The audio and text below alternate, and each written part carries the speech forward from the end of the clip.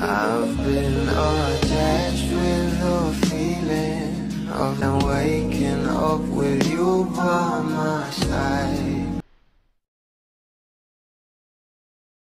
Pinag-uusapan na nga ngayon sa social media ang interview ng ating Donnie at Bel Mariano na kung saan alam naman natin na sobrang sweet talaga nila sa bawat interview ang ginagawa sa kanila.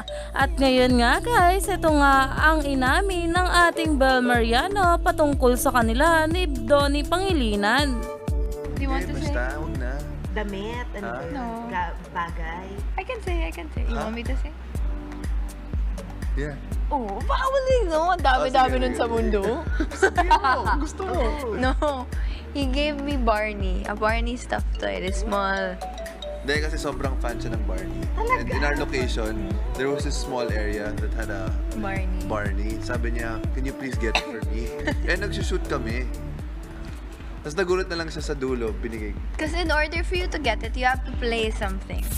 At ayon pa nga guys dito, Donnie gave Bel a Barney stuffed toy ang landi ng magjowang to. Diyos ko, the Don Bell thing. Dahil talaga namang itong ating Bel ay binuking nga ang extra sweetness ni Donnie sa kanya at talaga namang kinakikiligan na nga ito ng marami.